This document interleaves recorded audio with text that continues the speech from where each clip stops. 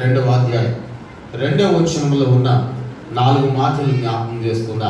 ఏమిటి అంటే క్రైస్తవునికి ఉండవలసిన, క్రైస్తవుడు చేయవలసినటువంటి 4 పనులు.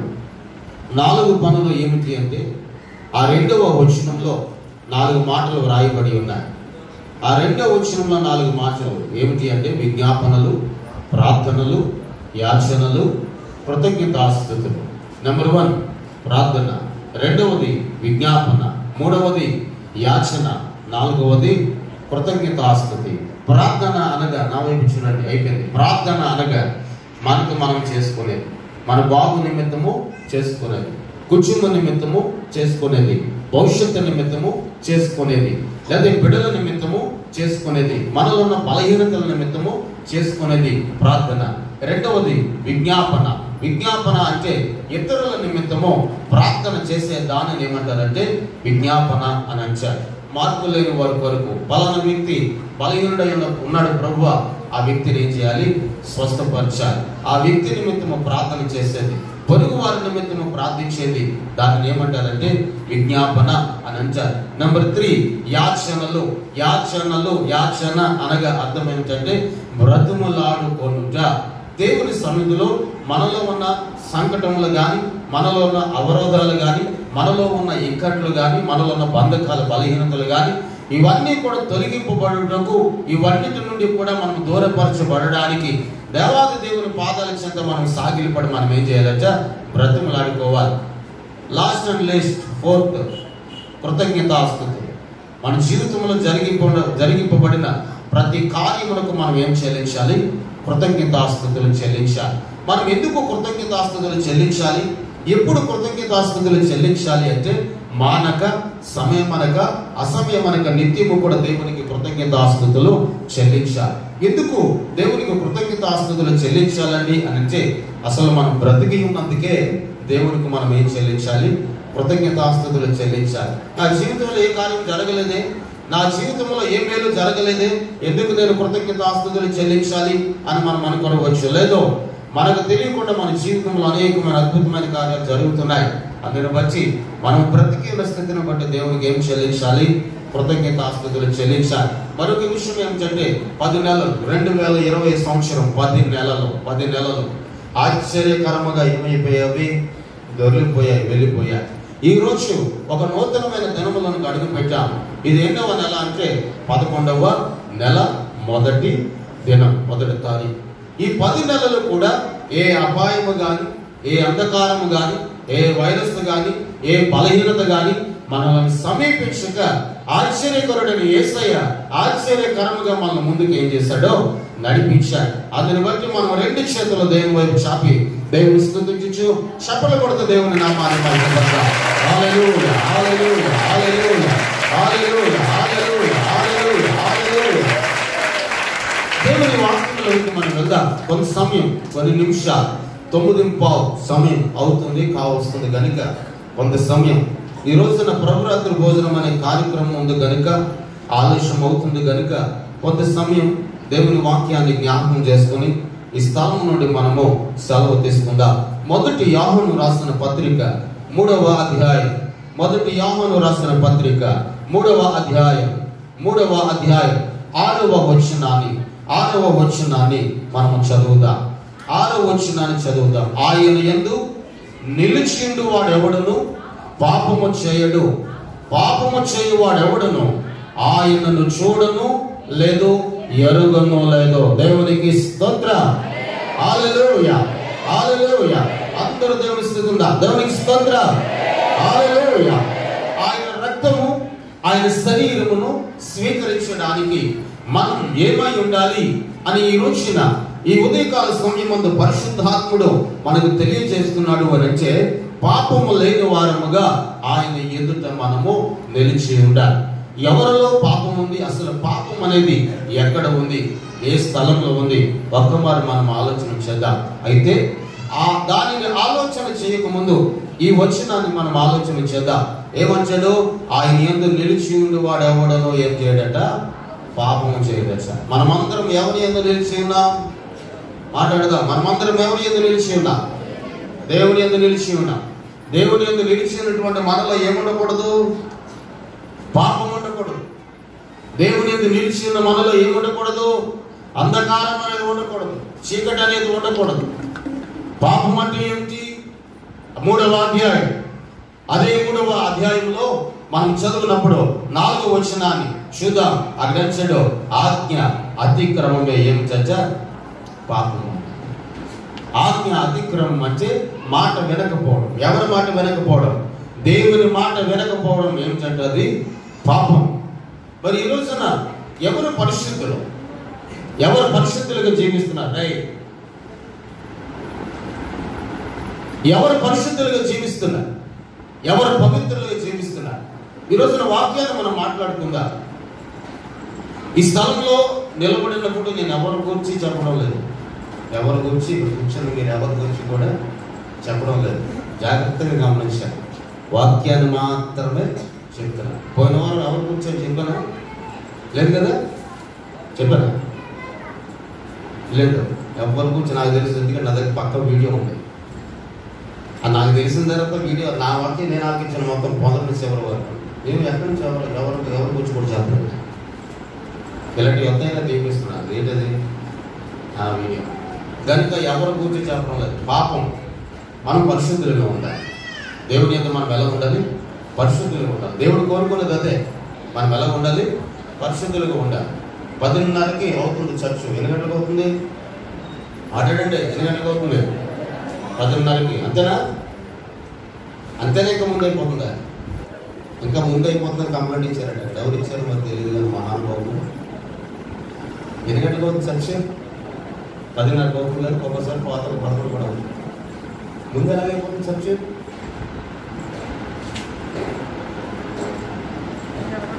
అదే ఇది. ఏంటిది? ఆయన యందు నిలిచిన వాళ్ళ ఏముండదట? పాపం ఉండదట. మరి నిలిచినామా? దేవుని బిడ్డలం. మనం ఎవరి బిడ్డలం అండి? దేవుని బిడ్డలం. దేవుని బిడ్డలముగా ఉన్నటువంటి మనలో పరిశుద్ధత ఉండాలి. వాక్యమును గూర్చిన సారం ఉండాలి. వాక్యము గూర్చిన శక్తి ఉండాలి. వాక్యము గూర్చినటువంటి స్థిరత్వం అనేది మనలో ఉండాలి.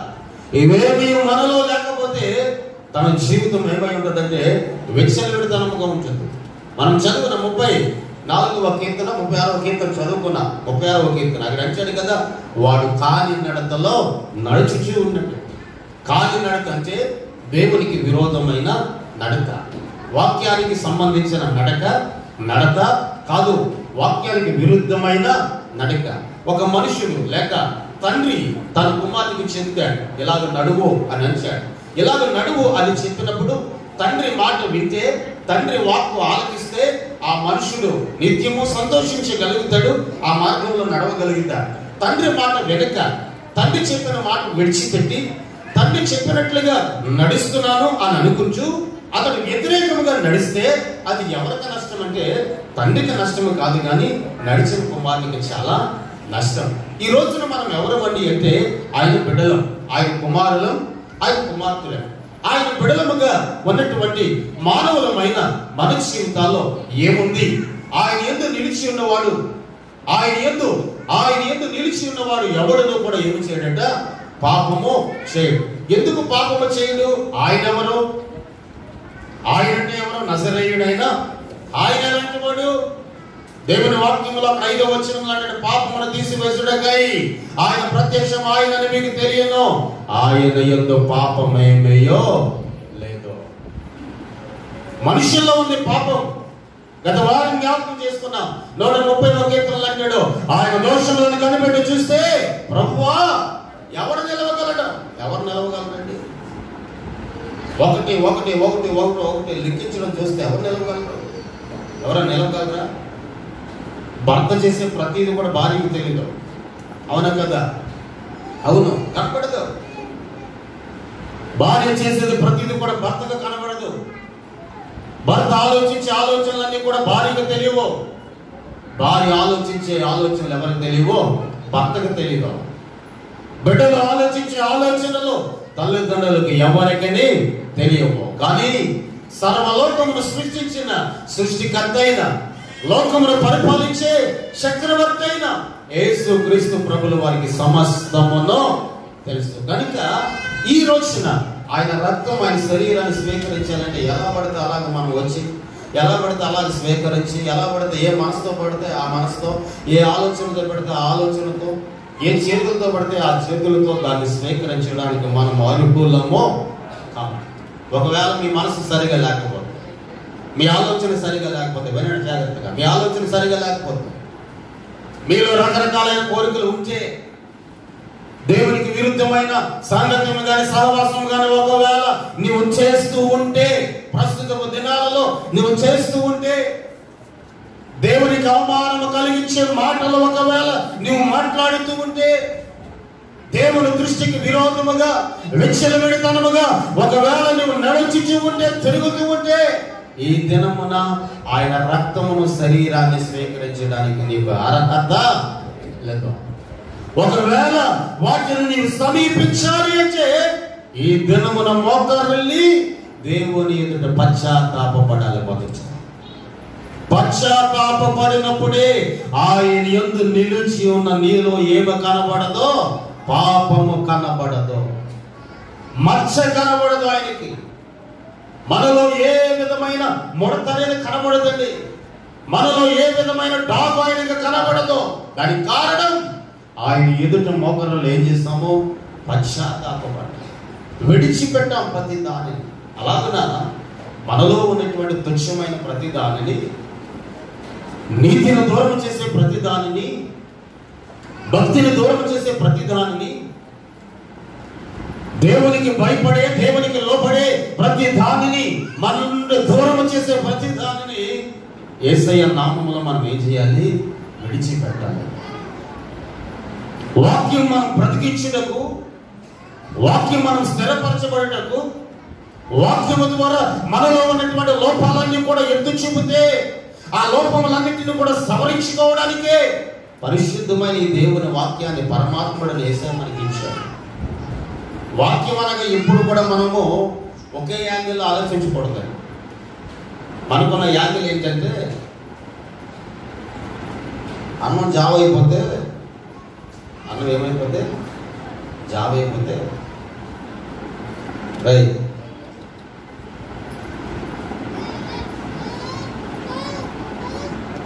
చారు వేసుకుంటే చాలు. దాంట్లో ఏం వేసుకుంటే సర్రమని పోతుంది. ఎక్కడికి? పళ్ళుతో పని లేదు. మనకు అలా కావాలి. ఏంటి మరి మనకు అలా ఉంటే మన పాపంలో ఎవరు ఎక్కడ ఎలా విడిపింపబడతాయి? మన దోషాలు ఎలా విడిపింపబడతాయి? మనలో ఉన్న అపవిత్రత ఎక్కడి నుంచి పోతుంది? పరిశుద్ధ గ్రంథంలో అభిషక్తులు, భక్తులు ఉన్నారండి. పరిశుద్ధ గ్రంథంలో ఎంతో మంది ఉన్నారు. వీరందరి హృదయాల్లో ఉన్నటువంటి పాపం ఎలా పోయింది? వారందరి హృదయాల్లో ఉన్న అపవిత్రత ఎలా పోయింది? వారు దేవుని యందు నిలిచి ఉన్నారు. నిలిచి ఉన్నారు అంటే విడిచిపెట్టవలసిన ప్రతి దానిని విడిచిపెట్టి మరలా వారు దాని జోలికి వెళ్ళలేదు. రాత్రి ఒక వాక్యం చదివాను చర్చ అయిపోయిన తర్వాత ఇంట్లో.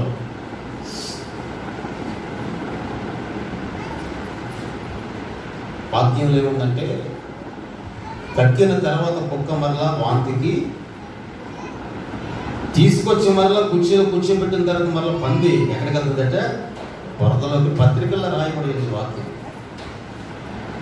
ఈ వాక్యం దేవుని సన్నిధిలో చెప్తే ఎలా ఉంటుంది అంటే, పాస్టర్ గారు నన్ను పంది అన్నాడండి, మమ్మల్ని కుక్క అన్నాడండి. ఏమన్నాడు పాస్టర్ గారు? ఏమన్నారండి? మమ్మల్ని పంది అన్నారండి, కుక్క అన్నాడండి. ఇది వాక్యం నా మాట కదా.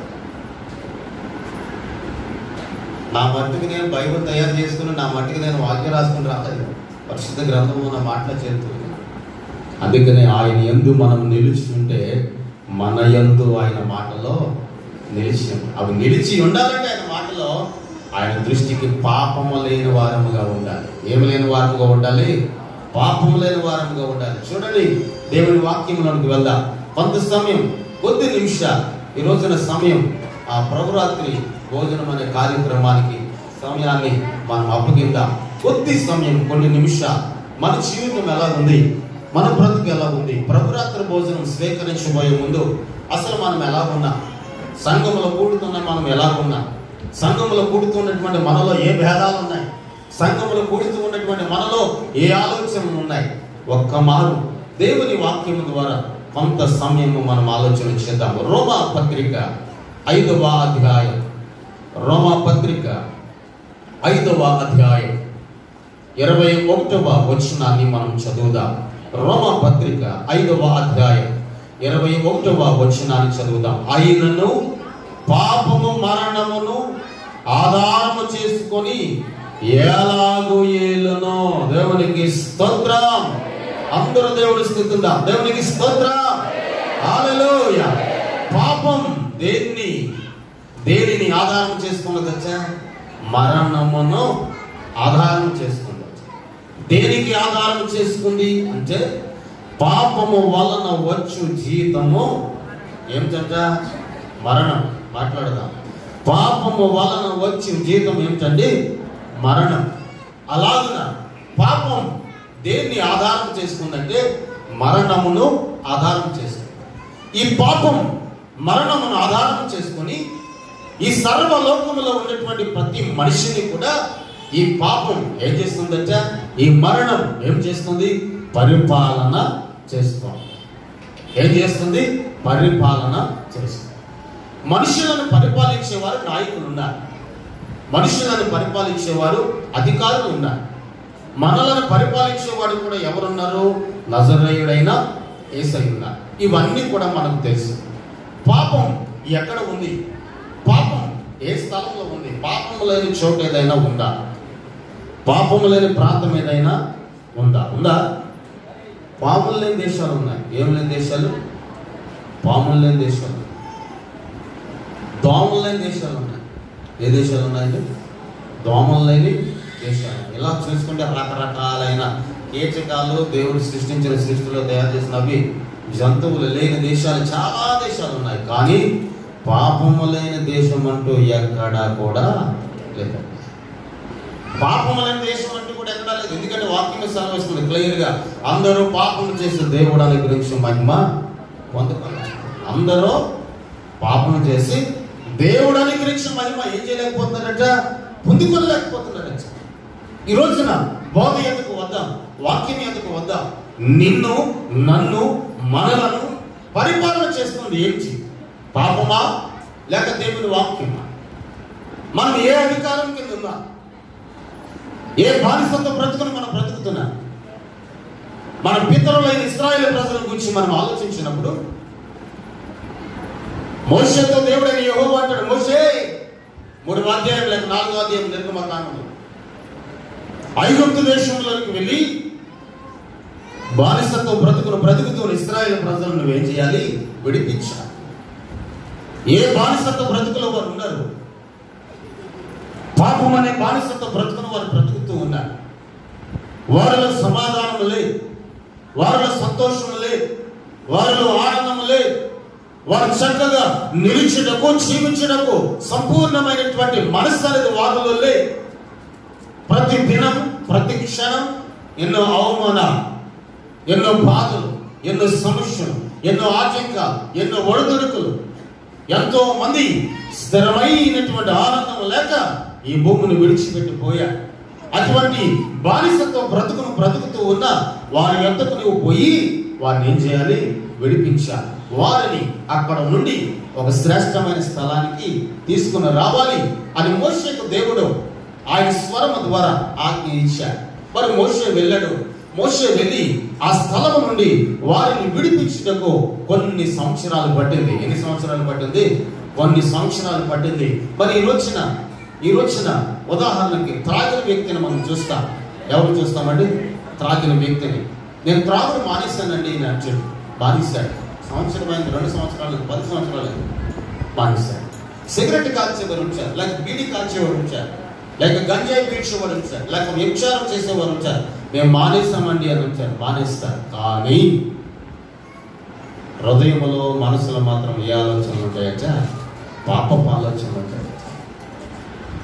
మనం చదువుకున్న 36వ కీర్తనలు అంటాడు, వారు మంచం మీద పనుండి పాపపు ఆలోచనలు ఆలోచిస్తున్నారట. ఎక్కడట? మళ్ళా మంచం మీద పనుండి పాపపు ఆలోచనలు ఆలోచిస్తున్నారట.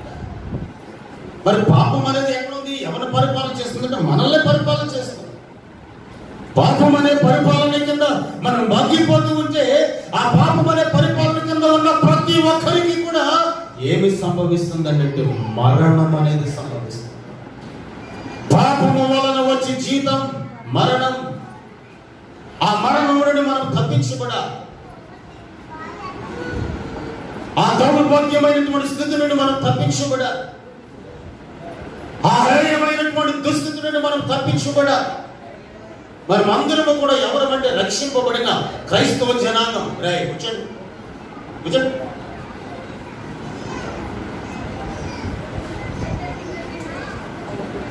ఎవరిలాగా లేసారా? ఇంకా చివరెవరు కూడా చూడకుండా కొట్టుకోండి. దేవునికి స్తోత్రం. హల్లెలూయా. అందరూ దేవునికి స్తుతిద్దాం. దేవునికి స్తోత్రం. హల్లెలూయా హల్లెలూయా హల్లెలూయా. పాపం జోలికి నేను వెళ్ళలేదండి, అదే నా జోలికి వచ్చిందని అంటాను. పాపం జోలికి నేను వెళ్ళలేదండి, అదే నా జోలికి వచ్చిందని. కుక్క కరిసిందని. ఎందుకు కరిసింది కుక్క? ఎందుకు కరిసింది కుక్క? మనం ఏదో చేసి ఉంటాం, దాన్ని తోటతో కొన్నాం, అది ఏదో చేస్తుంటాం. కానీ కొన్నిసార్లు అకస్మాత్తుగా అది పిచ్చెక్కిపోయి ఏం చెప్తుంది? అది ఏం చెప్తుంది? అది పడేసుకుంటుంది. అప్పుడు బాగుంది కంట మేకమాస్ కంటాడు కొరవడం చెప్పేసి గట్టిగా పెట్టుకుని ఏం చెప్తుంది? అలాగే పాము అలాగే వెళ్ళిపోతుంది. దాన్ని ఏం చేయకుండా ఏం చేస్తుంది? పోతుంది. మళ్ళీ ఏం చేయదు? రాయిశ్రవానికి ఏం చేస్తుంది? పోతే అలా తిరుగుతుంటుంది. రాయిశ్రవానికి ఏం చేస్తుంది? దాన్ని మనం ఏమి చేయకపోతే మనల్ని ఏమి పాప జోలికి మనం వెళ్తున్నామో అది మన జోలికి వస్తుందా? ఎవరు వెళ్తున్నారు? మనం వెళ్తున్నామో అది మన అదే మన దగ్గరికి వస్తుందా? పరిశుద్ధంగా జీవించేవాడు, యథార్థంగా జీవించేవాడి మీద ఏదో ఒక రాయి వేద్దామని సాటాన్ని అనుకుంటాడచ్చా. ఏదో ఒక పాపము బుద్ధి, పాపము క్రియ, పాపము ఆలోచన వాళ్ళలో కలిగినాం అనుకుంటాడచ్చా. కానీ ఈ రోజు నీకు వెంచాడు మరణం, పాపం మరణం ఆధారం చేసుకుని మనుషులు ఏం చేస్తుందట? పరిపాలన చేస్తుందట, ఏలన చేస్తుందట, ఏలుతూ ఉందట. 3:6 సామెతల గ్రంథంలో అంచాడు, నీ ప్రవర్తన అంతటి యందు ఆయన అధికారమునకు ఒప్పుకోవాలి. నీ ప్రవర్తన అంతటి మీద కూడా ఎవరు అధికారం చేయాలి? దేవుడు అధికారం చేయాలి. నీ ప్రవర్తన అంతటి మీద కూడా ఎవరు నీకు అధికారి? నజరేయుడైన యేసయ్య. పాపం అంటే ఏమిటండి అంటే ఇందాక మనం చెప్పుకున్నాం, ఆజ్ఞ అతిక్రమమే పాపం. ఆజ్ఞ అతిక్రమం అంటే ఏంటంటే దేవుని సన్నిధిలో కూర్చున్నామండి. ఇప్పుడు మనం ఎక్కడ కూర్చున్నామండి? ఆలయంలో కూర్చున్నాం. మనం వాక్యం వినకపోవడం ఏంటి? పాపం. వాక్యం వినకపోవడం ఏంటండి? పాపం. గత వారం చెప్పుకున్నాం, నేను మిమ్మును గూర్చి ప్రార్థన చేయకుండా నేను మౌనయ్య ఉంటే అది నీ దృష్టికి నీకు విరోధముగా ఏమగునో పాపమగును అన్నాడు సమూయేలు. అది నీ దృష్టికి విరోధంగా పాపం అవుతుందయ్యా, అది నాకు దూరం అవునుగాక. మరి ఈ రోజున మనం వినకపోవడం పాపం. దేవునికి మనసునివ్వకపోవడం ఏంటి? పాపం. దేవుని సన్నిధిలో అడిగిపెట్టి వారి వైపు వీరి వైపు మన పెద్దల చూపులు చూడడం అది పాపం.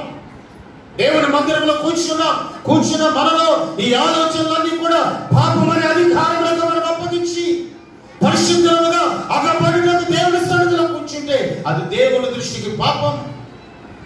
పాపం అంటే ఎక్కడో లేదండి, మనలోనే.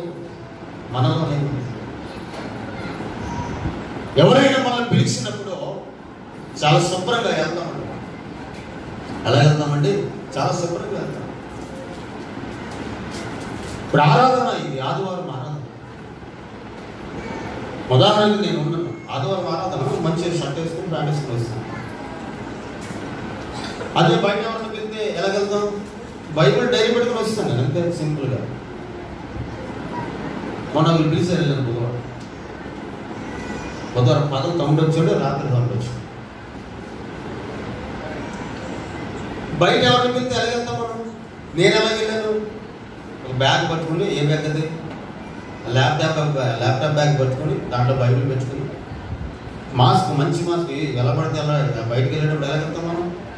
ఏ మాస్క్ పడితే మాస్క్ వేసుకుని వెళ్ళిపోతామా? మాస్క్ చూడాలి అందరం. ఏం చూడాలి? మంచి మాస్క్ పెట్టుకున్నాను నేను. లెనిన్ క్లాత్ ఏంటది? రామరాజు లెనిన్ క్లాత్ మాస్క్, మంచి మాస్క్ పెట్టుకొని వేసుకొని టిప్ టాప్గా సాక్స్లు వేసుకొని షూ వేసుకొని చక్కగా ఎక్కడికి వచ్చినప్పుడు ఎలా వచ్చాను? చెప్పులు వేసుకొని వస్తాను చర్చలకు. బయటికి వెళ్ళేటప్పుడు ఎలా వెళ్తాం? ఎంత నీట్గా. కానీ హృదయంలో ఉన్న పాపం మాత్రం ఎవరికి తెలుస్తుంది? హృదయంలో ఉన్నదంతా కూడా ఎవరికి తెలుస్తుంది? దేవుడికి తెలుసు. మన బాగోతాలన్నీ కూడా ఎవరికి తెలుసు? దేవుడికి తెలుసు. మనలో ఉన్న బాగోతాలన్నీ కూడా మనం వేసే ప్రతి బాగోతం, మనం వేసే ప్రతి యాసం, మనం వేసే ప్రతి మనలో ఉన్న ప్రతి కప్పు, మనలో ఉన్న ప్రతి కొల్లు, ప్రతిది ఎవరు చూస్తున్నారు? ఏసే చూస్తుంది. అందుకని ఈ రోజున ఆయన రక్తం శరీరాన్ని ఒక్క మారు ఎలాగ టచ్ చేసే ముందో మన జీవితాన్ని ఒకసారి మనం ఏం చేయాలి? సరి చేసుకోవాలి, పరీక్షించుకోవాలి. అసలు అది పట్టుకోవడానికి నేను అర్హున్నా, అది పట్టుకోవడానికి నేను అర్హున్నా. కొన్ని దినాల క్రితం ఒక మాట విన్నాను నేను.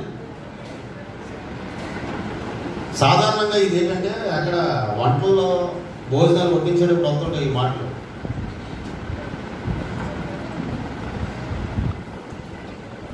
నాకు చూసినట్టు మొక్కలు వేసారమ్మ అంటారు. ఎన్ని మొక్కలు? నా ముందెళ్ళావుడికి పెద్ద ముక్క ఇచ్చాడు, నాకు చిన్న ముక్క ఇచ్చాడు పాస్టర్ గారు. దేంట్లో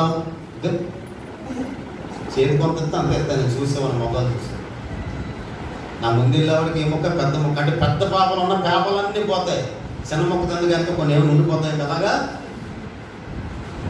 చిన్న మొక్క తండ్రి ఏమైనా ఉండిపోతాయా? టీవీలో అడ్వర్టైజ్మెంట్ ఇస్తాడు, కోల్గెట్ట క్లోజప్ 100% పోతాయి. అక్కడక్కడ మెదులుగడ్డ కనపడతాయి. అవునా తమ్ముడు? అక్కడక్కడ మెదులుగడ్డ కనపడతాయిగా. అలాగే ఏమైనా ఉండిపోతాయా లోపల? మొదట దానిలో కాకుండా మొదట మనలో ఉంది. మనం ఏం చేయాలి? యోచించుకోవాలి. అసలు నాలో ఏముంది? ఏ తప్పు ఉంది నాలో? ఏ తప్పుడు హృదయం ఉంది? ఏ మనసు ఉంది నాలో? మన మందిరానికి వచ్చినప్పుడు నీట్గా డిగ్నిఫైడ్గా నీట్గా దేవుని సన్నిధికి వచ్చి కూర్చొని చక్కగా టిప్ టాప్గా వాక్యం విని చక్కగా ఒక స్మైల్ అలా వేసి నవ్వుతూ నవ్వుతుంటే పాస్టర్ గారు ఎంత చక్కగా వాక్యం అనుకుంటారు పాస్టర్ గారు. అది కాదండి. పాపం మనలను ఏం చేస్తుందట? పరిపాలన చేస్తుంది. ఆ పరిపాలన చేస్తున్న పాపంలో నుండి మనం ఎక్కడికి రావాలి? బయటికి రావాలి. ఆ పరిపాలన చేస్తున్న స్థితిలో నుండి మనం బయటికి రావాలి. పాపం మన పరిపాలన చేస్తే అది నిత్య నాశనమే. పాపం మన పరిపాలన చేస్తే అది మనకు ఆదరణనివ్వదు, బలమనివ్వదు, శక్తినివ్వదు. పాపం నిన్ను నన్ను దేవునికి దూరముగా చేస్తుంది. పాపం నిన్ను నన్ను దేవునికి దగ్గర కాదండి, దేవునికి సమీపంగా కాదండి, దూరస్తులుగా. పత్రికలు అంటాడు కదా, మునుపు మీరు నాకు ఎలా ఉన్నారో దూరస్తులుగా ఉన్నారో, ఎప్పుడైతే ఎలా ఉన్నారో సమీపస్తులుగా ఉన్నారు. అంటే ఒక మాట ఆలోచిద్దాం, రివర్స్ తిప్పుదాం ఆ మాట. అలాగే ఉన్నాను. రివర్స్ తిప్పితే ఎలా ఉన్నాం మనం? మునుపు దేవునికి ఎలా ఉన్నామట? మంచిదే అప్పుడు, అది ఇప్పుడు ఎలా ఉన్నామట? దగ్గరగా ఉన్నాం. కానీ ఇప్పుడు ఆ వాక్యాన్ని రివర్స్ తీసుకుంటే మునిపే సమీపస్తులుగా ఉండి ఇప్పుడు ఎలా ఉన్నాం మనం? దూరంగా ఉన్నాం. దానికి కారణం మనలో ఉన్నటువంటి అలవాటులు, పద్ధతులు, మానుకొన లేకపోవటం వలన.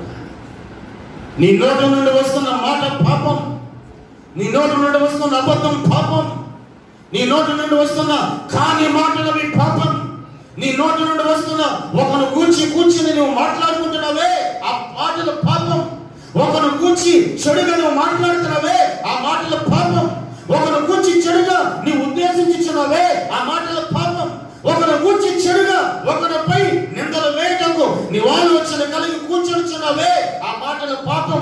అటువంటి హృదయం కలిగినవా, అటువంటి మనసు కలిగినవా, అటువంటి తత్వం కలిగినవా ఆయన రక్తము శరీరాన్ని స్వీకరించడం అర్హులో కాదు. వారిని ఏం పరిపాలన చేస్తుందట? పాపం పరిపాలన చేస్తుంది. రెండవది, మరి ఏ మాటలు మాట్లాడలేదని అంటారు కదా. ఎవరు గురించి నిందలు వేయలేని వాళ్ళు, ఎవరు గురించి చెడు మాట పలకలేని వారు ఉంటారు కదా, వాళ్ళు ఎలాంటి కింద చూపు చూసేవాళ్ళు సైలెంట్గా ఉండవాళ్ళు అనకూడదంట. పెద్దలు చెప్తారు, కింద చూపు చూసేవాళ్ళు సైలెంట్గా ఉండవాళ్ళు వెనకాల తగ్గుతారట. ఏంటి? కాని మాటలు కూర్చొని మాట్లాడుకున్న వారి కంటే మహా డేంజరస్ పర్సన్స్ అంటాడు. మహా డేంజర్ అంట. జగ్గి కంటే ఏది ప్రమాదం అంట? తేలు చాలా ప్రమాదం. జర్లు ఎవరు, తేలు ఎవరు? కూర్చుని నిందలేసే వాళ్ళందరూ కూడా ఎవరట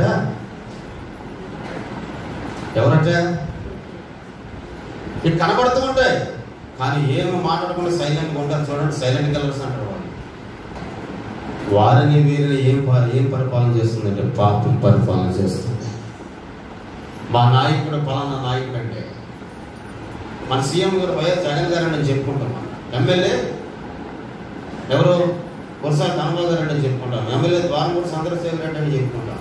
ఎమ్మెల్యే పెండెం దొరబాబు గారు అని చెప్పుకుంటాం. ఎంపీ వంగ గీత అని చెప్పుకుంటాం. ఇది మన సర్కిల్లో, చుట్టూ ఉన్న మన సర్కిల్లో ఉన్న. మరి మన అధికారం ఎవరు? ఈ శరీర సంబంధమైన అధికారం వీళ్ళు. పరమరాజ్యంలోకి తీసుకెళ్ళి అధికారం ఎవరు? పరమరాజ్యంలో అడుగు పెట్టడకు, పరమరాజ్యమును స్వతంత్రించుకోవడానికి మనకు యోగ్యతనిచ్చే అధికారం ఎవరు? నజరేయుడైన యేసయ్య. ఆ రాజ్యంలో అడుగు పెట్టకుండా, ఆ రాజ్యంలో కాలం ఒప్పకుండా, ఆ రాజ్యమును అనుభవించకుండా మనల్ని తొక్కేసే అధికారం ఎవరంటే అపవాది అయినా సాతాను. ఇప్పుడు అందరూ కూడా ఎక్కడున్నారంటే వాడి చేతి కింద ఉన్నారు. ఇప్పుడు అందరూ ఎక్కడున్నారంటే వాడి చేతి కింద ఉన్నారు. చూడండి, ఒక మాట చదువుదాం. నిర్గమకాండంలో 9వ అధ్యాయం 27వ వచనాన్ని మనం చదువుదాం. నిర్గమకాండం 9వ అధ్యాయం 27వ వచనాన్ని చదువుదాం. ఇది చూడగా ఫరో మోషే అహరోనులను పిలువనంపి, నేను ఈసారి పాపం చేసి ఉన్నాను, యెహోవా న్యాయవంతుడు, నేను నా జనులను దుర్మార్గులము. దేవునికి స్తోత్ర, హల్లెలూయా. అందరూ దేవుని స్తుతిద్దాం. దేవునికి స్తోత్ర, హల్లెలూయా. ఏమంటున్నాడు? ఎవరు పిలిచాడట? మోషే. మాట్లాడతాం. ఎవరు పిలిచాడు? చెప్పండి, నోరు తెరుద్దాం. ఎవరు పిలిచాడు? మోషే అహరోనును పిలిచాడు. మనకు బలహీనత కలిగినప్పుడు క్రొత్త నిబంధన గ్రంథంలో ఒక అధ్యాయంలో ఒక మాట వ్రాయబడింది. మీలో ఎవరికైనా రోగం వస్తే, మీలో ఎవరికైనా బలహీనత వస్తే, మీలో ఎవరికైనా అలసట వస్తే, మీలో ఎవరికైనా కరువు వస్తే, మీలో ఎవరికైనా చింతన కలిగితే, మీ దైవజనులతో పాటు సంఘ పెద్దలను పిలిపించి ఆ నూనె తల మీద రాయించుకొని వారితో ఏం చేయించుకోవాలట? ప్రార్థన చేయించుకోవాలి. అలాగే ప్రార్థన చేయించుకుంటే మనలో ఉన్న కలతలు, బాధలు, బలహీనతలు ఇవన్నీ కూడా ఏమైపోతాయి? దూరం అయిపోతాయి. మరి ఇక్కడ ఫరో ఎవరిని పిలిపించుకున్నాడట? మోషే అహరోనును పిలిపించుకున్నాడు. మోషే ఇశ్రాయేలు ప్రజలకు నాయకుడు. అహరోను యొక్క పొజిషన్, పరిస్థితి ఏమిటి అంటే యాజకుడు. అనగా ఇప్పుడు సంఘమునకు సంఘ కాపరి ఎలాగునో ఆ రోజుల్లో ఇశ్రాయేలు ప్రజలందరికీ కూడా సంఘ కాపరి ఎవరంటే అహరోను, ఒక పాస్టర్ గారి లెక్క అన్నమాట. అయితే ఇక్కడ వచ్చాడు, మీరిద్దరిని పిలిపించి ఏమంటున్నాడు అంటే, అయ్యా యెహోవా దృష్టికి నేను ఏం చేశాను? పాపము చేశాను. యెహోవా దృష్టికి నేను ఏం చేశాను? పాపం చేశాను. ముందు ఒక మాట మనం మాట్లాడుకున్నాం. ఏ మాట అంటే, సంఘ పెద్దలను పిలిపించి, దైవజనులను పిలిపించి, వారు మన కోసం ఏం చేయించుకోవాలి? ప్రార్థన. ఏమని చెప్తాం మనం? నాలో కష్టం ఉందండి, రోగం వచ్చిందండి, వ్యాధి వచ్చిందండి అని చెప్తాం. అంతే చెప్తామా? ఇంకేమైనా చెప్తామా? అంతే చెప్తాం. ఏమని చెప్తామా? అతిక్రమంలో దాచిపెట్టేవాడు వర్గలు, వాటిని విడిచిపెట్టి ఒప్పుకున్నవాడు మాత్రం ఏం పొందుకుంటాడట? అతిక్రమంలో దాచిపెట్టేవాడు. దాచిపెట్టేస్తామా? లోపల ఏం చేస్తాం? దాచేస్తాం అన్ని. ఏమి చెప్తామంటే, నీరసం వచ్చిందండి, పలానా రోగం వచ్చిందండి. ఎందుకు వచ్చింది? దేవునికి విరోధముగా కాని నడత నడిచి ఉన్నాము కనుక మనకు ఏమొచ్చింది? రోగం వచ్చింది. దేవుని దృష్టికి విరోధముగా ప్రవర్తించి ఉన్నాము కనుక ఏమొచ్చింది? రోగం వచ్చింది. దేవుని దృష్టికి విరోధముగా పాపము చేసి ఉన్నాము కనుక ఏమొచ్చిందండి? బంధకాలు వచ్చాయి. దేవునికి విరోధముగా నీ హృదయం మలినమ చేత నింపబడి ఉంది కనుక నీ కుటుంబంలో ఎన్నో రకరకాలైన అలసడలో. కానీ ఇక్కడ అంటాడు, అహరోనును మోషేను పిలిపించాయా, మేము నీ దృష్టికి ఏం చేశాను? పాపం చేశాను. నేను నా జనులు ఎవరంటే దుర్మార్గులం. ఎవరచ్చా? దుర్మార్గులం. కొన్నిసార్లు మనం మాట్లాడుకుంటాం, అది చాలా దుర్మార్గుడు అంటే అంటాం. ఏ విషయంలో అంటాం? కనికరం చూపకపోతే ఏమంటాం? చాలా దుర్మార్గుడు. మొక్కు పిండి వసూలు చేస్తుంటారు కొంతమంది. ఏం పిండట? ముక్కు పిండితే ఏమవుతుంది? ఆ ముక్కు పిండి వసూలు చేస్తుంట. ఆయన ఏమంటాం మనం? అది జాలి, దయ, కనికరము, దుర్మార్గుడు అండి.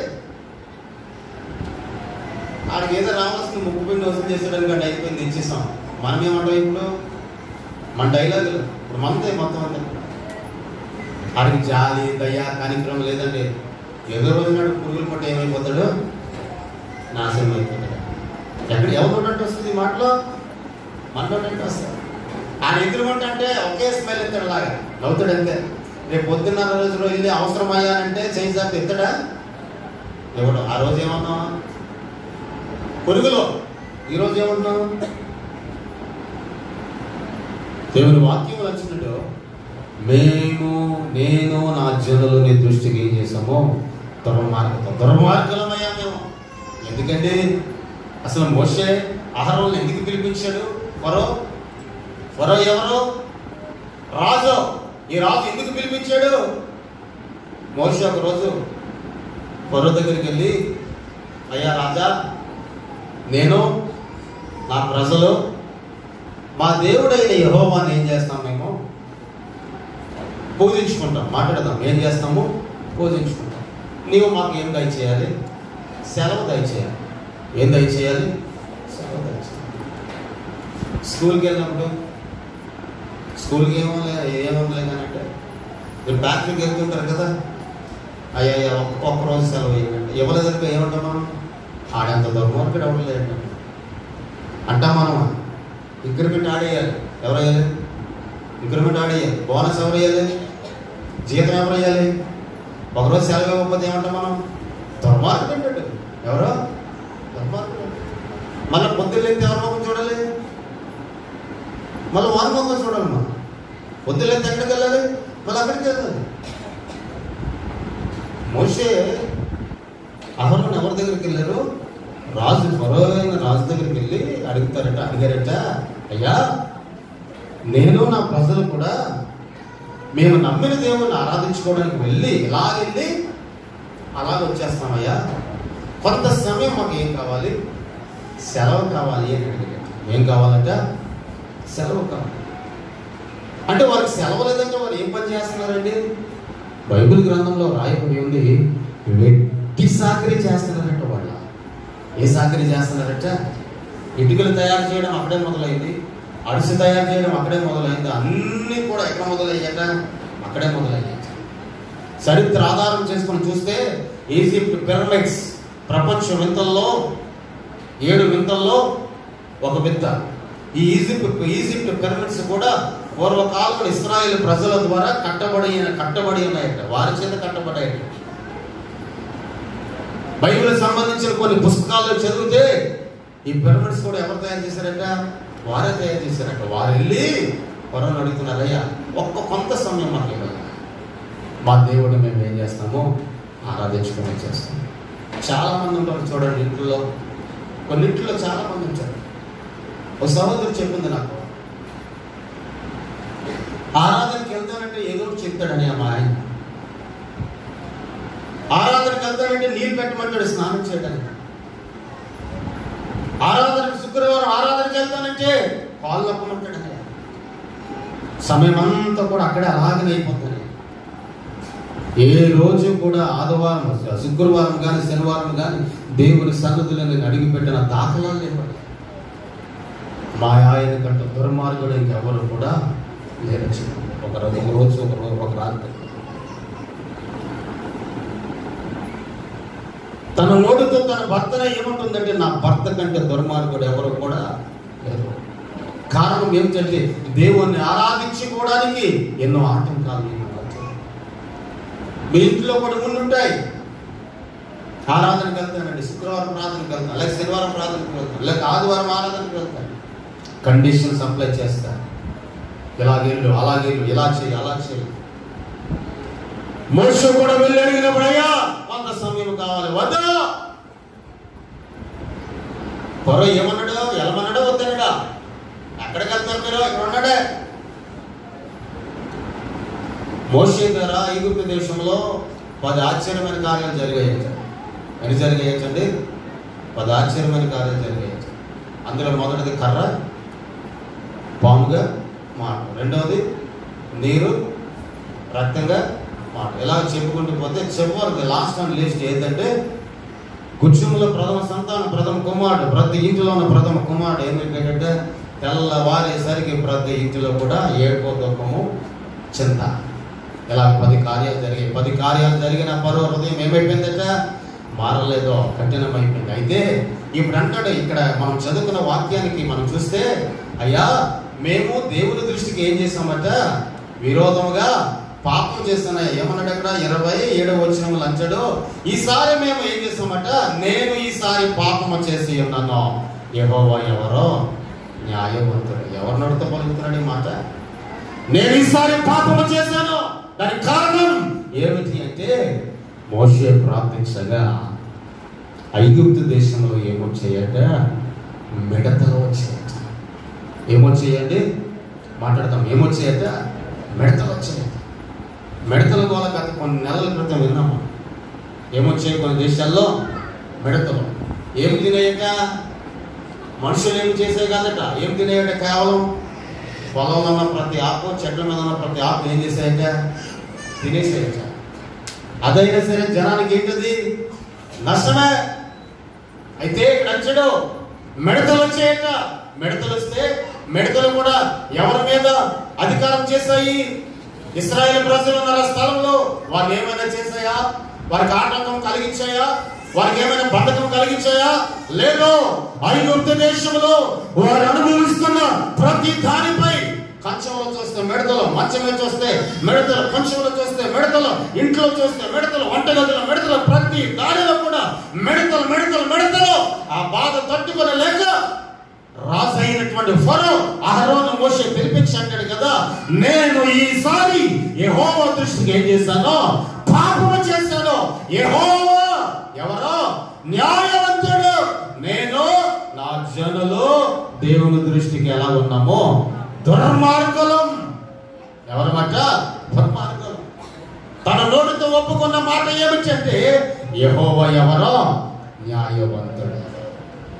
మీరు మోకాళ్ళని ప్రార్థిస్తే ఎందుకు పిలిచారండి మోసే అహరోన్ని? ఈ విషయం చెప్పడానికి పిల్లలు, అయ్యా మీరు అడిగారు కదా, అప్పుడు ఎవరిని ఆరాధించుకుంటాం? మా దేవుడిని ఆరాధించుకుంటాం అని అడిగారు కదా. అక్కడికి మీరు వెళ్ళి ఆరాధించుకుందరు. కానీ అయితే ఈసారి మాత్రం మీరు ఏం చేస్తారంటే ఈ మిడతలను మా యొద్ద నుండి తొలగిపోయేటట్లుగా మీరు ఏం చేయాలి? మోకరిల్లి ప్రార్థన చేయాలి. దేవునికి స్తోత్ర, హల్లెలూయా. ఈసారి మీరు ఏం చేయాలి? మోకరిల్లి ప్రార్థన చేయాలి. అవసరం ఉన్నంత వరకు ఒక యాక్టింగ్ ఉంటుంది. అవసరం తీరిపోయిన తర్వాత ఇంకొక యాక్టింగ్ ఉంటుంది. అవునా కదా? అవసరం ఉన్నంత వరకు ఏం మాట్లాడతాం మనం? 10,000 రూపాయలు అప్పు కావాలనుకోండి, ఇవ్వాలి ఇవ్వాలి ఇవ్వాలి. నేను అప్పల దగ్గరికి వెళ్ళాను. పోయిన వారం అప్పల గురించి చెప్పాను కదా. ఆటో ఎక్కితే డబ్బులు ఇచ్చాను, లేదా నన్ను అడిగితే డబ్బని. పోయిన వారం చెప్పాను. ఏం చెప్పాను? మంచోడు మంచోడు మంచోడు అంటే డబ్బులు ఎవరు మానేస్తారని చెప్పాను కదా. తప్పు. ఆజ్ఞాతి గ్రామమే. ఇప్పుడు వాక్యం అది చెప్తుంది, ఆజ్ఞాతి గ్రామమే పాపం. రూపాయి సెల్లర్ లేకపోయినా వదిలేండి. ఎవరికి? ఆ అప్పనకి. అప్పన్న రూపాయి సెల్లర్ లేకపోయినా 10 రూపాయల సెల్లర్ లేకపోయినా వదిలేస్తాడు. అవునా? నేను ఎలా చెప్పాను అలా చేశారు కదా. అప్పన్న ఉన్నాడు అనుకోండి, 10,000 రూపాయలు అప్పన్న ఇయ్యి అని అడిగాను, ఇచ్చాడు. నాకు అవసరం ఉన్నంత వరకు రోజుకి 10 సార్లు వెళ్ళాను. ఎవరికి? అప్పన్న. అవసరం తీరిపోయింది. రోడ్డు మీద అప్పన్న నాకు ఆ సెంటర్లో కనబడితే నేను ఈ రోడ్డు నుంచి పోతున్నాను. ఏ రోడ్డు నుంచి? ఎలా పోతున్నాను? ఎందుకు? ఇంకా నాకు అప్పంతో ఏమి లేదు, పని లేదు, పని అయిపోయింది, అవసరం తీరిపోయింది. ఈ రోజున దేవుని కూడా అదే రకంగా ఉపయోగించుకుంటాడు మనుషుడు, క్రైస్తవుడు.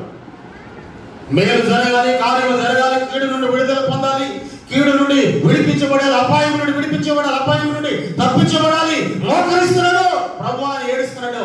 దాని నుండి విడుదల పొందిన తర్వాత మరలా ఎవరు గుర్తు రావడం లేదు? దేవుడు గుర్తు రావడం లేదు. 10 మంది కుష్ఠరోగులు యేసుక్రీస్తు ప్రభుల వారి దగ్గరికి వచ్చి అడుగుతారు, అయ్యా మమ్మల్ని స్వస్థపరిచాను అడిగితే వారితో యేసయ్య అంటాడు కదా, మీరు 10 మంది మీరు వెళ్ళి మొదట యాజకుడికి ఏం చేయాలి, మీరు కనపరుచుకొని నా యొద్దకు రండి, అప్పుడు నేను మిమ్మల్ని ఏం చేస్తాను, స్వస్థపరుస్తాను అన్నాడు. వారు బయలుదేరారు. మధ్యలోకి వెళ్ళగానే వారు ఏమైపోయారు, శుద్ధులైపోయారు. 10 మందిలో ఎంతమంది యేసయ్య దగ్గరకు తిరిగి వచ్చారంటే ఒక్కడే వచ్చాడు. ఆ వచ్చిన వాడు ఒక్కడో కూడా ఎవరట, అంగీకరించాడు. దేవుని ఎరగలేని వాడు, దేవుని ఎరగలేని వాడు, పుణ్యమూర్తి గురించి తెలియలేని వాడు అండి, భక్తి గురించి తెలియలేని వాడు. ఈ రోజున వాక్యం సెలవిస్తుంది. ఇక్కడ అంచాడు ఫరో, మేము దేవుని దృష్టికి పాపం చేస్తాము, మేము దేవుని దృష్టికి పాపం చేస్తాము. ఎందుకు దేవుని దృష్టికి అతడు పాపము చేశాడు అంటే, పాపము అతని రాజ్యమును ఏం చేస్తుందట, పరిపాలన చేస్తుంది. పాపము వలన వచ్చు జీతం మరణం అని వాక్యం సెలవిస్తే, ఆ పాపం చివరికి ఆ రాజ్యంలో ఏమి మిగిలింది అంటే మహాఘోష పుట్టిందట ఆ దేశంలో. చూడండి దేవుని వాక్యంలోనికి మనం వెళ్తే నిర్గమకాండం 12వ అధ్యాయం 30వ వచనాన్ని మనం చదువుదాం.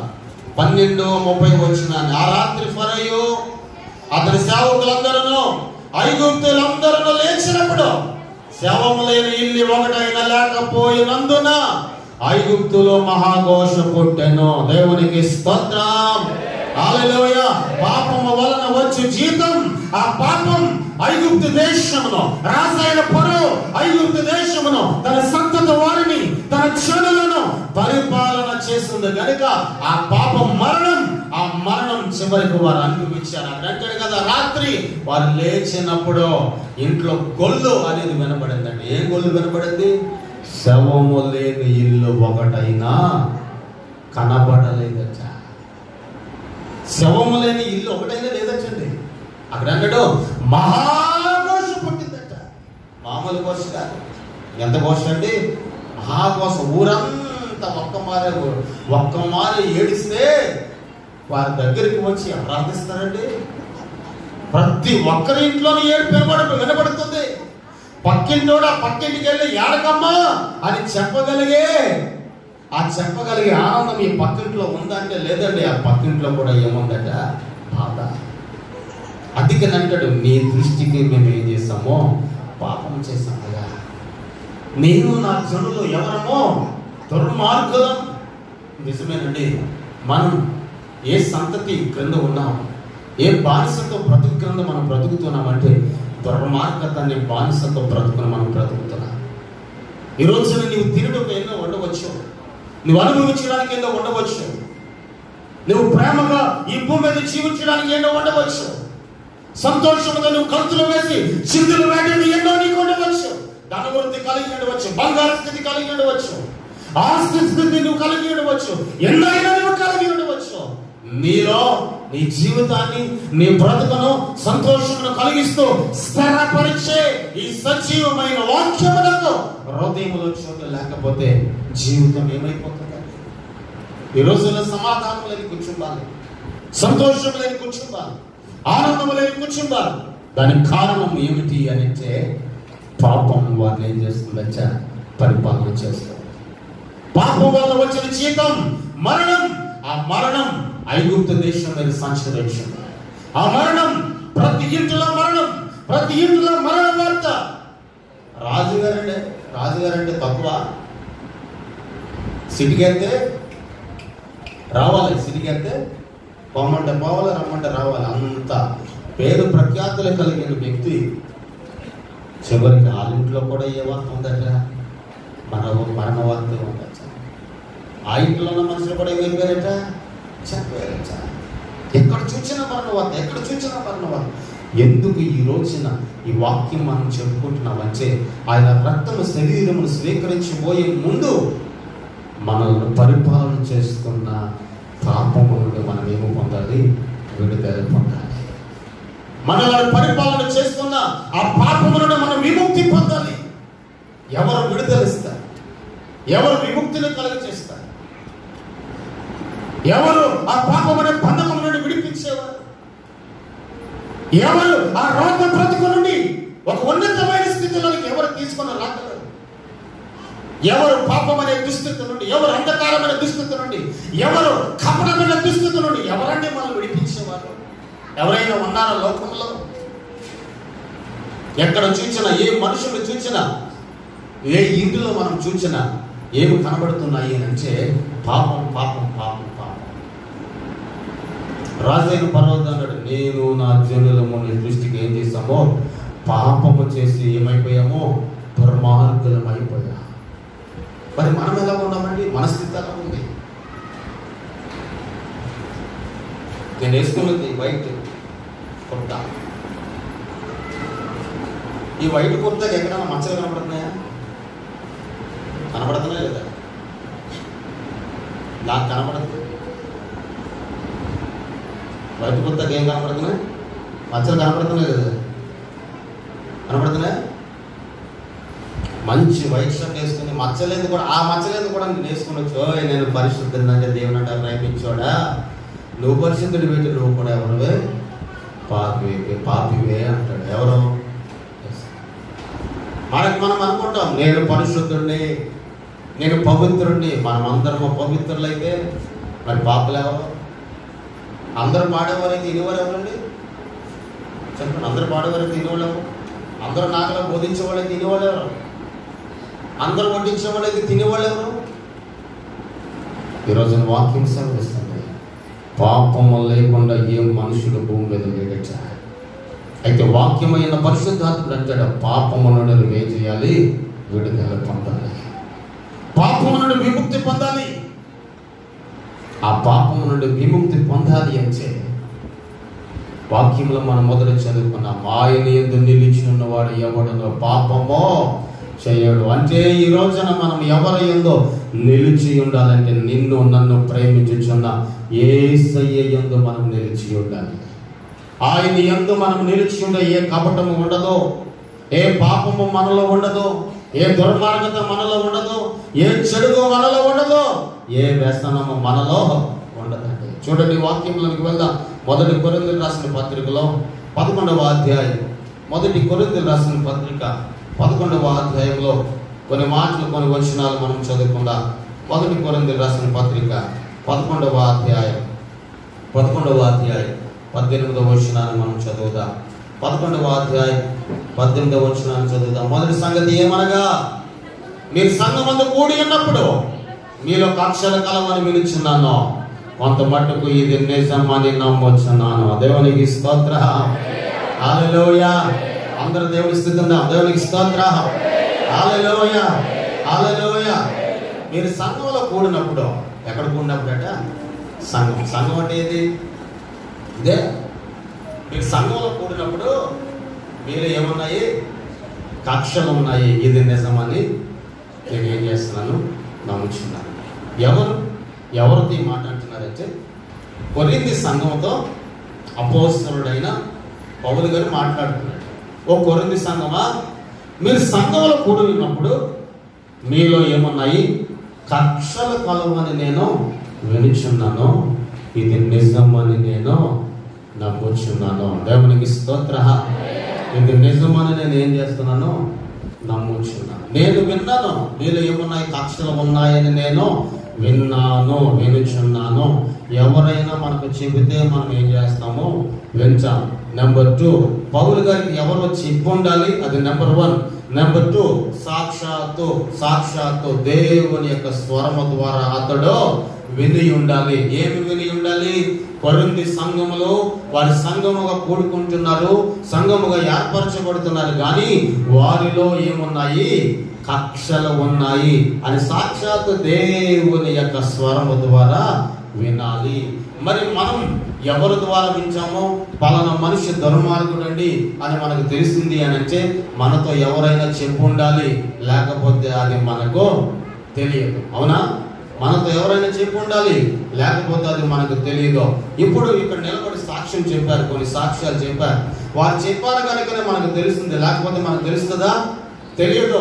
అలాగే ఏదైనా ఒక విషయం, మంచి విషయమైనా చెడు విషయమైనా ఎవరైనా చెబితేనే మనం వింటాం, కానీ మనంతటి మట్టుకు మాత్రం అది మన యొద్దకు రావడం కష్టం. అయితే వాక్యం అంటాడు, సంఘములో మీరు కూడుకున్నారు, కానీ మీలో ఒకరినొకరిలో ఏమున్నాయట? కక్షలు ఉన్నాయట. ఏమున్నాయండి? మాట్లాడదాం ఇప్పుడు. ఏమున్నాయి మనలో? కక్షలు ఉన్నాయట. ఏమున్నాయండి? కక్షలు ఉన్నాయి.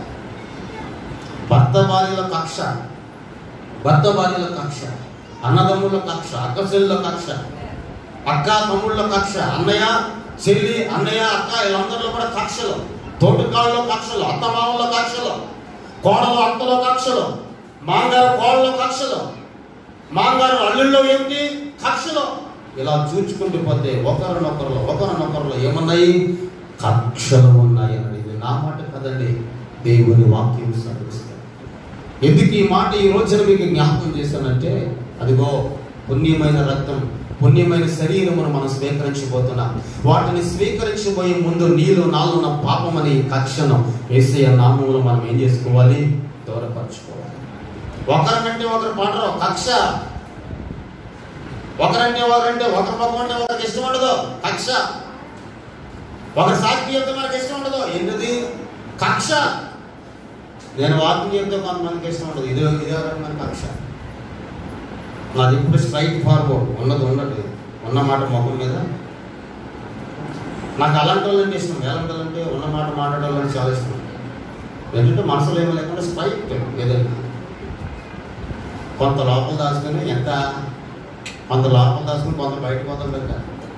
ఎలాగంటే మనకు అనారోగ్యం వచ్చేస్తుంది, కుళ్ళిపోతుందంట లోపల అంతా కూడా. ఏమైపోతుందంటే వాక్యం అంటాడు కక్ష. ఒకరినొకరు ఏంటి? చర్చలో కూర్చున్నారు మీరు, మీ ప్రక్కన కూర్చున్న వారితో ప్రేమగా ఉన్నారా? ఒకసారి ఆలోచించండి. పొరను ఉద్యోగండి. మీ పక్కన కూర్చున్న వారితో ప్రేమగా ఉన్నారా?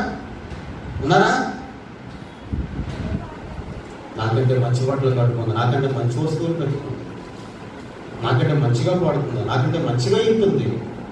రకరకాలైన కక్షలు. పురుషులు చూడండి, మీ పక్కన కూర్చోవాలంటే ప్రేమగా ఉన్నారా?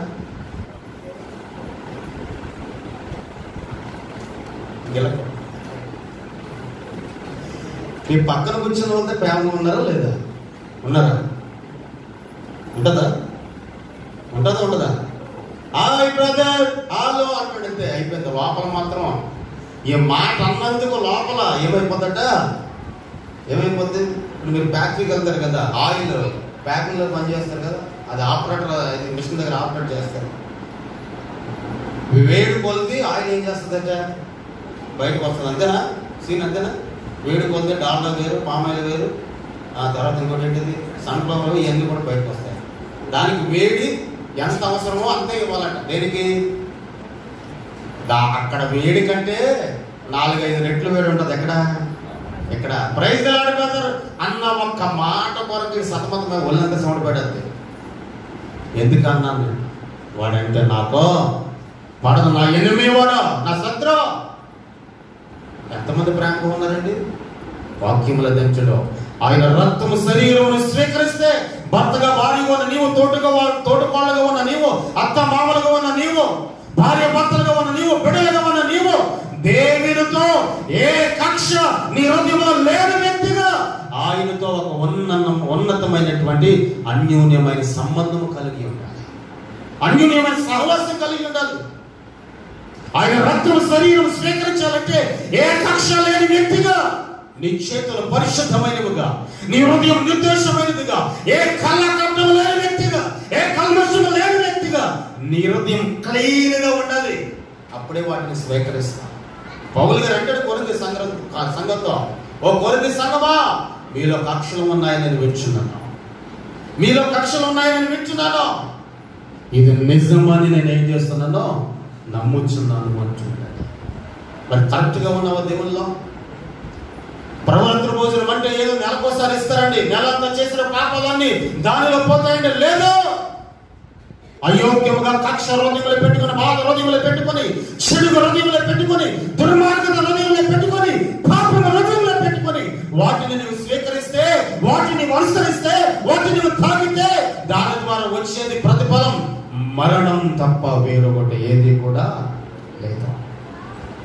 పాపము నేను పరిపాలన చేస్తే ఆ పరిపాలన క్రింద నుండి నువ్వు బయటకు వచ్చి ఎవరి పరిపాలనకు నీ ప్రవర్తన అప్పగించుకోవాలంటే నేను ప్రేమిస్తున్నా, నేను బలపరుస్తున్నా, నేను ఆదరిస్తున్నా, నేను హెచ్చిస్తున్నా, నీ అడుగులు తడబడుతూ ఉంటే ఆ అడుగులను సరి చేస్తున్నా, నిత్య సమాధానం చేత నీ సరిహద్దులు నింపుచ్చు ఉన్నా, నిత్య వాత్సల్యం చేత నీ సరిహద్దులు నింపుచ్చు ఉన్నా, నజరేయుడైన యేసయ్య పరిపాలనకు అధికారమునకు నీ ప్రవర్తన అప్పగించాలి. అప్పుడే వాటిని ఏం చేయగలవు? నువ్వు స్వీకరించగలవు. ఆయన రక్తం శరీరం అంటే ఆసమాసి కాదండి. ద్రాక్షరసం వచ్చేసిందో, రొట్టె వచ్చేసిందో, తినేతనమో అంటే కాదు. నీలో మొదట కక్ష లేని వ్యక్తిగా ఉండాలి. నీవు మొదట పాపము లేని వ్యక్తిగా ఉండాలి. యేసయ్య అంటాడు, నాలో పాపం ఉన్నదని ఎవడు స్థాపించగలడో, నాలో పాపం ఉన్నదని ఎవడు నిరూపించగలడో? ఆ మాట మనం అనగలమండి? ఆ మాట మనం అనగలమా? ఆ మాట మనం అనగలమా? నాలో పాపం ఉందని మనం అనగలమా? నాలో పాపం ఉన్నదని ఎవడు స్థాపించగలడు అని అనగలమండి? మనం అనగలమా? అనలేమండి మనం. ఎందుకంటే ప్రభురాత్రి భోజనం తీసుకుని ఇంటికి వెళ్ళిపోయిన తర్వాత ఎక్కడ కూర్చుంటాం?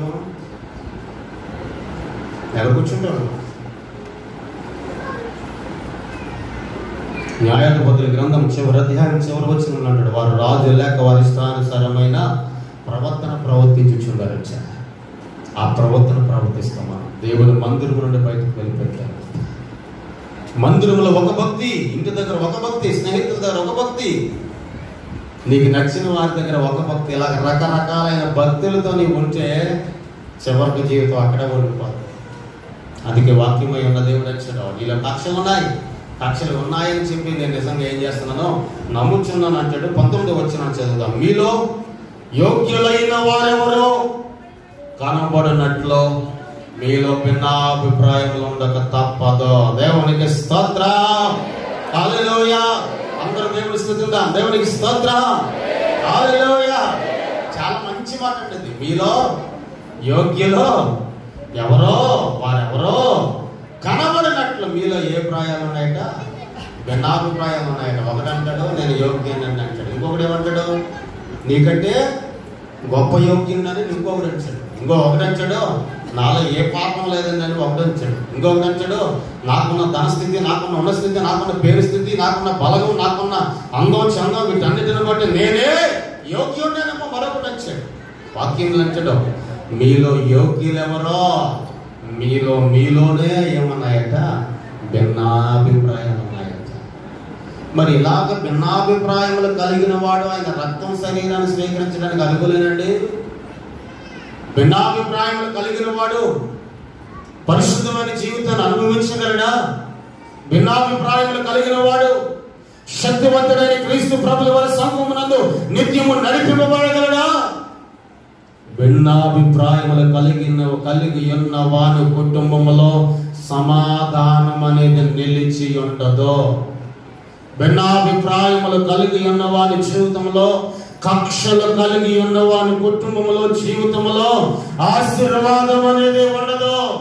భిన్నాభిప్రాయములు కక్షలు కలిగిన వాడు దేవునికి సమీపస్తుడు కాడు, వాడు దేవునికి దూరస్తుడు.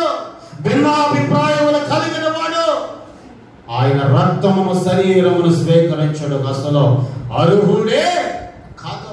అక్కడ అదే అన్నాడు, ఏమన్నాడు 20లో మీరందరూ కూడి వచ్చి చూడగా మీరు ప్రభు రాత్రి భోజనము చేయట సాధ్యమో కాదు. అసలు ప్రభు రాత్రి భోజనాన్ని స్వీకరించడానికి మీకు ఏమి లేదో అర్హత లేదన్నాడు. ఏమి కలిగి ఉంటే? భిన్నాభిప్రాయాలు కలిగి, ఏమి కలిగి ఉంటే? పక్షపాతము కలిగి ఉంటే, ఏమి కలిగి ఉంటే? కక్షలు కలిగి ఉంటే, ఏమి కలిగి ఉంటే? పాపం అనే అధికారం కింద నీవు ఉంటే, ఏమి కలిగి ఉంటే? ధర్మార్థతని నీవు కలిగి ఉంటే ఆయన రక్తము శరీరం ప్రభురాత్రి భోజనమును స్వీకరించుటకు నీకు సాధ్యమో కాదు. మరి ఈ రోజున మనం ఎలా ఉన్నామండి? అదే 11వ అధ్యాయం అంటాడు కదా, యోగ్యమైన జీవితం కలిగి వాటిని స్వీకరించాలి. మరి యోగ్యమైన జీవితం లేకుండా వాటిని స్వీకరిస్తే అదే 11వ అధ్యాయం అంటాడు చాలా మంది రోగులను నిద్రించుచున్నారు, బలహీనులై ఉన్నారు అని వారి మీద పాపము పరిపాలన చేస్తుంది కనుక ఈ రోజున నిన్ను నన్ను పరిపాలన చేసేవాడు ఎవరంటే నజరేయుడైన యేసయ్య. ఆ యేసయ్యకు మన హృదయాంతరంగాన్ని అప్పగించుకోవాలి. అబ్రహాము ఉన్నాడు, తన హృదయాంతరంగాన్ని ఎవరికి అప్పగించాడు? దేవునికి అప్పగించాడు. యోబు ఉన్నాడు, తన జీవితాన్ని దేవుని చేతులకు అప్పగించాడు.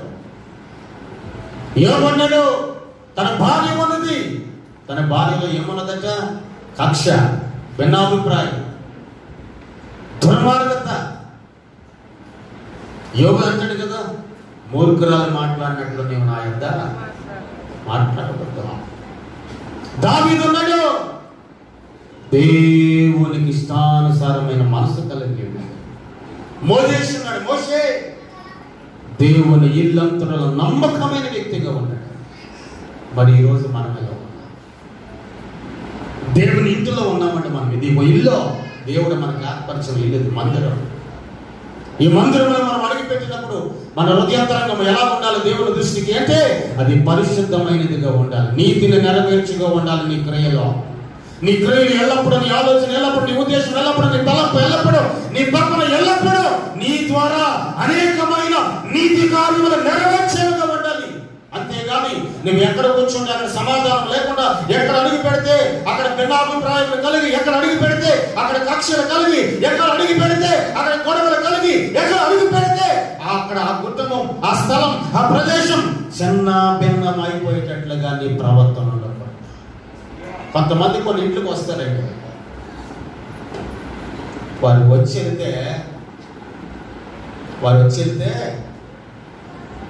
కుటుంబాల జీవితాలు ఏమైపోతాయంటే చిన్నభిన్నం అయిపోతాయి. ఏమైపోతాయి? చిన్నభిన్నం అయిపోతాయి. ఒకసారి పాస్టర్ గారు కూర్చోమని చెప్పాను, మొత్తం సంఘంలో ఉన్న జరిగిన స్టోరీ అంతా కూడా. అంటే నామదిస్తున్న పుకార్లు కానీ ఇవన్నీ కూడా రోమర్స్ అంటారు కదా, రోమర్స్ కూర్చోబెట్టి మొత్తం అంతా కూడా చెప్పినప్పుడు ఒకే మాట, నీ గురించి నాకు తెలియదండి, ఎవరు చెప్పినా ఏమి కూడా ఒక్క మాట కూడా నమ్మకం. దానికి కారణం ఏంటంటే నా మీద ఉన్న నమ్మకం.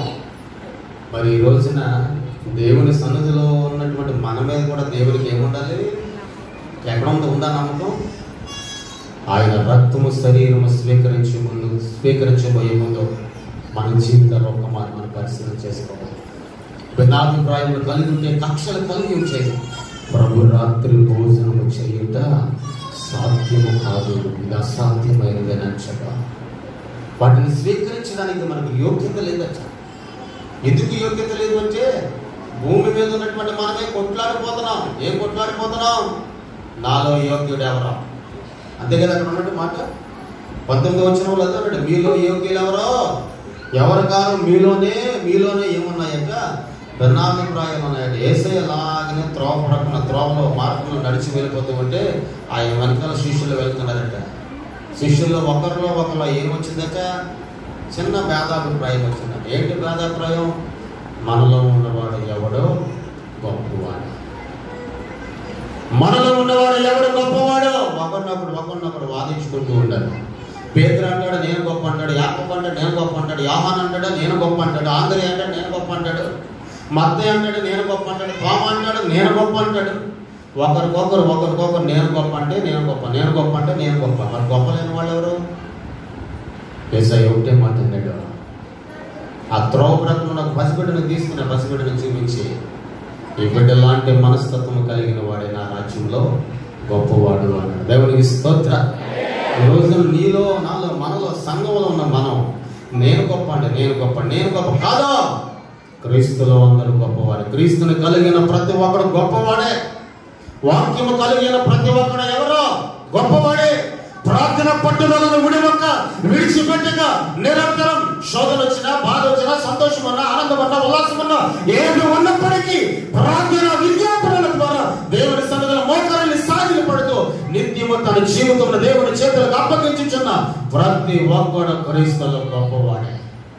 ఈ భూమి మీద మనకు భిన్నాభిప్రాయాలు వచ్చాయి. డబ్బు ఉంటే గొప్ప, లేకపోతే గొప్ప కాదు. మనం పెట్టుకున్న దాని నుంచి మనం ప్రేమిస్తాడు మనుషుడు, నీకున్న దాని నుంచి నిన్ను ప్రేమిస్తాడేమో మనుషుడు. దేవుడు అటువంటి వారి కాడో. ఆయన నీలో ఏమి చూస్తున్నాడంటే సర్వసత్యము కలిగిన మాటలను చూస్తూ ఉన్నాడు. సత్యము కలిగిన ఈ వాక్కు నీలో ఉంటే ఆయన ప్రేమ నీ మీద నిలిచి ఉంటుంది. ఆయనలో నీవు గొప్పవాడు. ఈ భూమి మీద నువ్వు సంపాదించిన దానిలో గొప్ప చిన్న పెద్ద తేడాలు ఉండొచ్చేమో, కానీ యేసయ్య దృష్టిలో అందరూ కూడా సమానమే. యేసయ్య అందరిని ఒకే రకంగా ప్రేమిస్తున్నాడు. యేసయ్య అందరిని ఒకే రకముగా గొప్పవారుగా ఇచ్చాడు. ఎవరిని కూడా ఘనహీనులుగా మాత్రమైనా ఎంచలేదు. చూడండి 18వ అధ్యాయంలో లూకా సువార్తలో పరిసయ్యుడు ప్రార్థన చేస్తున్నాడు. ఏమనయ్యా, వారమునకు 2 మార్లు నేను ఏం చేస్తున్నాను, ఉపవాసము చేస్తున్నాను. వారంలో నాకు కలిగిన దానిలో అంతా కూడా దశంభాగం తెచ్చి దేవుని సన్నిధిలో వేస్తున్నాను అని చెప్పి ఒక మాట అన్నాడు. ఆ సంవత్సరం వల్ల నేను ఉండడం లేదయ్యా. ఎవరి వల్ల ఉండడం లేదు? ఎలాగ ప్రార్థించే వారి సంఘంలో లేరా అంటే చాలా మంది ఉన్నారు. యేసయ్య కూడా అంటాడు, దేవుని మీదకు వారి కలరేమో అని ఆకాశం నుండి ఏం చేస్తున్నాడు, కనిపెడుతున్నాడు. ఎవరు గొప్పవారు, ఎవరు బుద్ధిమంతులు, ఎవరు పాపము లేని వారు, ఎవరు అతిక్రమ లేని వారు, ఎవరు దోషము లేని వారు, ఆకాశము నుండి స్వామ్యమున ప్రతి ఒక్కరిని కనిపెడుతూ ఉన్నాడు. ఆయన పరమ నుండి ప్రతి ఒక్కరిని పరిశీలన చేస్తూ ఉన్నాడు. మనం చదివిన 36వ కీర్తన మొదటి వచనములో మొదటి లైన్లో చూస్తే అతిక్రమము మనుషుల హృదయములలో దేవోక్తి వలె పలుకుచున్నది. విచ్చలవిడితనముగా అతిక్రమము వారి హృదయంలో పలుకుతూ ఉన్నాయి. అయితే ఈ దినముందు, ఈ ఉదయకాల సమయమందు ఆ అతిక్రమమును యేసయ్య నామములో ఏం చేయాలి, నీవో విడిచిపెట్టాలి. ఆ అతిక్రమమునకు దూరముగా ఉండాలి. ఆ పాపమునకు దూరముగా ఉండాలి. కక్షకు దూరంగా ఉండాలి. భిన్నాభిప్రాయానికి దూరంగా ఉండాలి. దుర్మార్గతకు దూరంగా ఉండాలి. నీ స్నేహితుడు ఎవరైనా, నీ పొరుగువాడు ఎవరైనా, నీకు వ్యతిరేక ఎవరైనా ఆ వ్యక్తిని పరిపూర్ణమైన ప్రేమతో ప్రేమించడం మొదలు పెడితే ఆ వ్యక్తి ప్రేమించబడతాడు. ఆ వ్యక్తి ఆశీర్వదించబడతాడు. ఆ వ్యక్తి ఆశీర్వదింపబడిన రీతిగా నీవును ఆశీర్వదింపబడతావు. 29వ అధ్యాయంలో రాత్రి చదువుకున్నాం దేవుని సన్నిధిలో. చెరపట్టుకొని పోయినటువంటి పట్టణం నిమిత్తం 9వ వచనం అనుకుంటా, లేక 7వ వచనం అనుకుంటా. పట్టుకుపోయినటువంటి పట్టణం నిమిత్తము, ఆ పట్టణం యొక్క క్షేమస్థితి నిమిత్తము నువ్వు ప్రార్థన చేయము. ఆ పట్టణం యొక్క క్షేమస్థితి కలిగితే నీవును క్షేమము చేత నింపబడదువు గాక. ఒక వ్యక్తి క్షేమంగా ఉండాలని నువ్వు ప్రార్థన చేస్తే, ఆ వ్యక్తి క్షేమంగా ఉంటే, ఆ వ్యక్తి ఆశీర్వదించబడితే, ఆ వ్యక్తి దీవించబడితే, ప్రార్థించిన మనము కూడా ఏం పొందుకుంటామట, క్షేమస్థితిని పొందుకుంటాం. ఇది సాక్షాత్తు ఎవరి దగ్గర నుంచి వస్తుందంటే మహనీయుడైన యేసయ్య దగ్గర నుంచి వస్తుంది. అందుకని ఈ దినమందు, ఈ ఉదయకాల సమయమందు దేవుని వాక్యము విని ఉన్నటువంటి మనం, ఆయన రక్తం శరీరాన్ని స్వీకరించబోయే మనం ముందు కక్షలు, కలతలు, విభేదాలు, మచ్చలు, పోకిరి మాటలు. ఏ మాటలు అండి? పోకిరి మాటలు.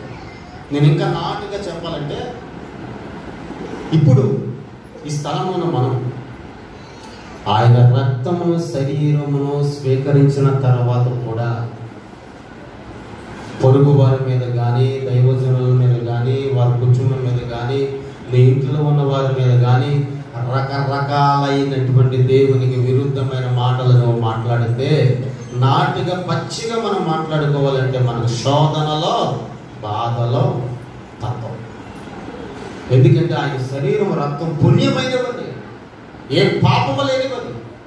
వాటిని స్వీకరించిన తర్వాత, వాటిని పట్టుకున్న తర్వాత మరలా ఆ చెయ్యి, ఆ ఆలోచన, ఆ తలంపు వేరొక దానిలోనికి వెళ్ళకూడదు. వేరొక దానిలోనికి వెళ్ళకూడదు. నా భార్య ఎవరండి అని ఎవరైనా నన్ను వచ్చి అడిగితే, పలానా ఆమెండి నా భార్య అని చెప్తాను. అందుకని చూసిన ప్రతి ఒక్కరిని ఆమెండి చెప్పగలను, నేను చెప్పగలను. నా భర్త ఎవరండి అని అడిగితే, పలానా వ్యక్తి అంటే నా భర్త. నీ భర్త కంటే అందం కలిగిన వ్యక్తి అతడండి నా భర్త అని చెప్పగలవా? చెప్పలేనండి. ఎందుకు నేను ఈ మాట, ఈ 2 మాటలు చెప్పానంటే, ఆ పుణ్యమైన రక్తము, శరీరము, వాటిని నువ్వు స్వీకరించినప్పుడు, వాటిని నువ్వు పట్టుకున్న తర్వాత మరలా చచ్చినంత వరకు, భూమి మీద చివరి శ్వాస ఉన్నంత వరకు ఆ దుర్మార్గమైనటువంటి ఆలోచనలోనికి నువ్వు వెళ్ళకూడదు. తండ్రి, కుమార, పరిశుద్ధాత్మ నామములో బాప్తిసం పొందామని, పాపమునంతా విడిచిపెట్టామయ్యా, దుర్మార్గతనంతా విడిచిపెట్టానయ్యా అని ఆ రోజున పరిశుద్ధుడైనటువంటి పాస్టర్ గారి చేతుల్లో చేతులేసి మనం వాగ్దానం చేశాం. ఆయన చేతుల్లో 2 చేతులేసి వాగ్దానం చేసి ఇప్పుడు మనం చేసేది ఏంటి? సంఘములో కూడుకున్నప్పుడు కపటం ఉండకూడదు, కక్షలు ఉండకూడదు, భేదాభిప్రాయాలు ఉండకూడదు, భిన్నాభిప్రాయాలు ఉండకూడదు, హెచ్చుతగ్గులు ఉండకూడదు అనే వాక్యం చెప్తూ ఉంటే మన జీవితాలు ఎలా ఉన్నాయి, మన బ్రతుకులు ఎలా ఉన్నాయి, ఎక్కడ పడిపోయాం మనం, ఎక్కడ దిగజారిపోతున్నాం, వేటిని బట్టి మనం దిగజారిపోతున్నాం. ఒక్క మరి ఆలోచించండి, ఒక్క మరి ఉద్దేశించండి. మీలో ఉన్న తప్పులన్నీ, మీలో ఉన్న చెడుగంతా కూడా ఒక్క చోట కూర్చొని మీరు ఆలోచిస్తే మీకు తెలియకుండా మీ కళ్ళ నుండి ఏడుపు వస్తుంది. అందుకని ఈ రోజున పుణ్యమూర్తి అయిన యేసయ్య అని చెప్పారు, ఒకే ప్రేమతో ప్రేమిస్తున్నాడు అందరినీ కూడా. ఈ భూమి మీద చివరి శ్వాస ఉన్నంత వరకు కూడా దేవుని దృష్టికి నమ్మకమైన వ్యక్తిగా ఉండాలి. ఎన్నో వాక్య సందేశాలు వింటున్నాను. ఎక్కడ నచ్చకపోతే అక్కడికి వెళ్తున్నాం, అక్కడ నచ్చకపోతే ఎక్కడికి వస్తున్నాం. ఎన్నో వాక్య సత్యాలు, ఎన్నో మర్మాలతో కూడిన లైవ్ ప్రోగ్రామ్స్ ఎన్నో చూస్తూ ఉన్నాం. గంభీరమైన, శక్తివంతమైన, అభిషక్తులైన దైవజనుల ద్వారా దేవుని వాక్యాన్ని వింటున్నాం. మరి ఇంత వాక్యం వింటున్నా బుద్ధి ఆలోచన సంఘములను కూడుకుని ఉన్నప్పుడు నీ బుద్ధి, నీ ఆలోచన మారడం లేదా? ఒక్క మరి ఆలోచించు. నమ్మాను దేవుడు అని పేరు కాదు, కానీ ఎలా నమ్మాం, ఎలా ఉన్నాం, ఎలా జీవిస్తున్నాం. ఒక్క మారు వాటిని విడిచిపెట్టి బయటికి రా, నిత్యాశీర్వాదం పొందుకుంటా. ఆ నిత్యాశీర్వాదం నీవు అనుభవించినప్పుడు మరలా ఆ మార్గంలోనికి నువ్వు అడుగుతాడు. వీటిని మనం స్వీకరించి వెళ్ళిపోయిన తర్వాత, వీటిని మనం ముట్టుకుని వెళ్ళిపోయిన తర్వాత మరలా లోకపు స్థితిలో మనం అడిగి పెడితే, మొదట్లో ఒక వచనాన్ని మనం చెప్పుకున్నామే, వాంతి చేసుకున్న తర్వాత మరలా ఏం చేస్తుందంటే అది దాన్నే నవ్వుతుందంట. దానికి మనకి ఏమైనా తేడా ఉందండి? లేదండి. అందుకే ప్రియుడును రక్షకుడని యేసయ్య అంటాడు. ఆయన అపారమైన ప్రేమ మన మీద ఉంచాడు. మనము సర్వాధికారి అయిన యేసయ్య అధికారం కింద ఉండాలి, పాపం లేని అధికారం కింద ఉండాలి, ముడత మచ్చలు లేని అధికారంకు మన హృదయాన్ని అప్పగించుకోవాలి. మనం అప్పగించుకున్నప్పుడే భూమి మీద పరిశుద్ధముగా మనం జీవించగలం. మోకరిల్లుదా, 2 చేతులు ఒక్క మన దేవుని చేతులకు అప్పగిద్దాం. నీ సన్నిధిలో, నీ మందిరంలో, నీ పాదముల చెంత నేను నిలిచి ఉన్నప్పుడు, నీ పాదముల చెంత నేను నిలబడి ఉన్నప్పుడు, అయ్యా ఏ విధమైన కక్ష, ఏ విధమైన ముడత, ఏ విధమైన డాగు నాలో ఉన్నాయి, ఒక్కమారు నాతో మాట్లాడు ప్రభువా, ఒక్కమారు నాతో మాట్లాడు ప్రభువా, ఒక్కమారు నన్ను దర్శించయ్యా, ఒక్కమారు నన్ను దర్శించయ్యా. పాపం నన్ను పరిపాలన చేస్తుందేమో, పాపం నన్ను అధికారం సలాయిస్తుందేమో, పాపం నన్ను పరిపాలన చేస్తుందేమో. అయ్యో యేసయ్యా ఒక్కమారు మాట్లాడే ప్రభువా. నోరు తెరవండి అందరూ, 2 చేతులు దేవుని వైపు సాగుదాం, వాకులుదాం.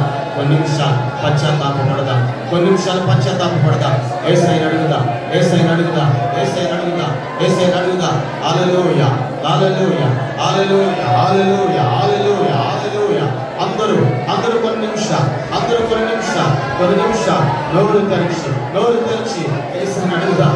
యేసయ్యా సంఘములు కూడి ఉన్నప్పుడు కక్షలు ఉండకూడదంట, సంఘములు కూడి ఉన్నప్పుడు భక్తిహీనత ఉండకూడదంట, సంఘములు కూడి ఉన్నప్పుడు దుర్మార్గత ఉండకూడదు అన్నవయ్యా, సంఘములు కూడి ఉన్నప్పుడు మలినం ఉండకూడదని సెలవించవయ్యా.